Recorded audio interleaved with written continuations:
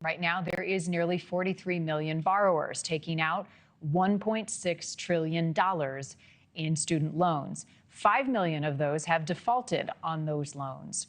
4 million more are in late stage delinquency, meaning that they will likely default soon. The Department of Education is giving these borrowers less than 2 weeks before it begins collections again on May 5th. Student loans hitting a record high. Tuition is now 3 times more expensive than it was in the 1960s. And the graph on your screen adjusted for inflation. But we don't have to tell you that tuition is costly. The average tuition fees nowadays reaching $15,000 a semester. Despite those high costs, though, tuition prices did seem to go down a bit last year. And the number of students graduating with debt has also decreased. But cost is still a major concern for many. And it has some asking, is college worth it? Joining us now, co-founder of One Stop College Counseling and certified educational planner, Laurie Kopp Weingarten. Welcome back. It's nice to see you. You know, when you talk about the cost of college, it is expensive, but the reality is many jobs won't even look at you unless you have a 4-year degree. So it leaves people in a pretty tough spot. Yes, it does. I think there are more employers who are willing to hire students without college degrees, but I'm in the college counseling business. I think that piece of paper can be very important eventually.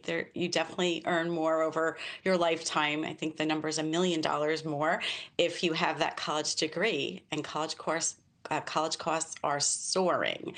Some have now reached, you said the 30,000 per year. It's now reached 100,000 from some of the private colleges, but those are sticker prices. Not everyone's paying that. Yep. So as you have conversations with high school graduates, soon to be, and their families, is cost right up in the top 1, 2, 3 of concerns as they are making their decision as to whether or not one to pursue college and also which college to go to? Absolutely. We hear it all, and every family has a different take on what they're willing to pay and what they can afford to pay.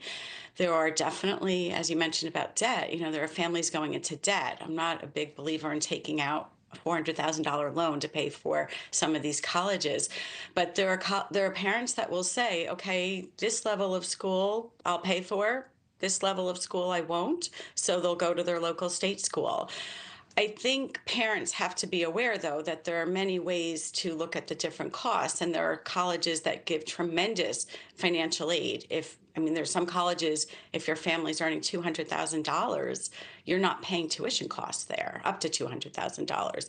And there are other colleges where you're paying absolute full cost of attendance. So you have to look for merit scholarships. There's so many different ways to cut the cost, but budgeting is a very important aspect of this. You do not want your child to graduate owing thousands or hundreds of thousands of dollars, because how are they going to function after they graduate with that kind of debt? Right, and how long it takes to pay off that debt, right? It feels like you're paying your college loans for decades for some folks.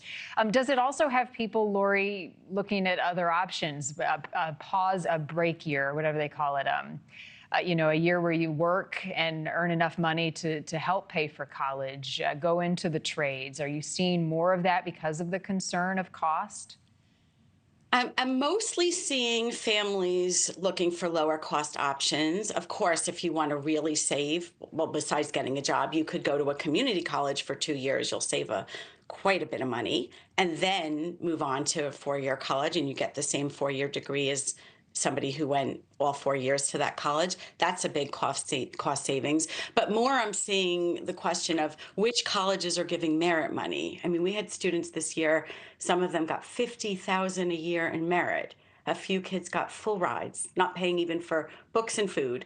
So we see families really trying to navigate this new landscape because college costs continue to increase at a higher price than inflation for many colleges. COVID was a little better. They weren't increasing as much, and now they started again with this 4 to 5% increase a year. So yes, there are many, many options, and families need to put together a college list that makes sense financially, as well as a college that fits their student academically. Right. Thank you for watching. Go to newsnationnow.com to find News Nation on your television provider. And don't forget to click the red subscribe button below to get more of News Nation's fact-driven, unbiased coverage.